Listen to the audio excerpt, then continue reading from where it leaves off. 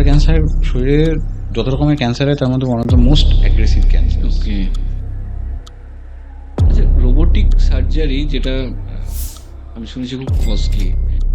আপনি যদি একটা হার্নিয়া সার্জারি আপনি করানোর পর আপনি ব্যথার জন্য আপনি ওই যে ট্যাকারের ব্যথার জন্য আপনি 7 দিন 10 দিন আপনি অফিসে আসতে পারলেন না, বা 1 মাস আপনি অফিসে এসে ঠিক করে কাজ করতে পারলেন না, লসটা কোথায়?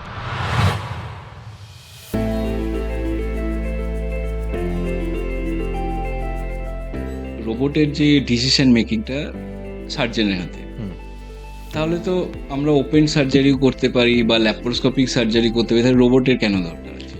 হ্যাঁ, ভেরি গুড কোয়েশ্চেন। সি, আমাদের পুরুষদের একটা খুব কমন ফ্যাক্টর হচ্ছে প্রস্টেট ক্যান্সার। কোন কোন ক্ষেত্রে প্রস্টেট বাদ দেওয়া উচিত আর কোন কোন ক্ষেত্রে ওষুধ খেলে ঠিক হয়ে যায়?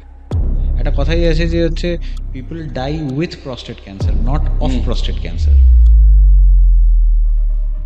এই ক্ষেত্রে আপনার রোগীরা কতদিনের মধ্যে স্বাভাবিক লাইফে ফিরে আসতে পারে?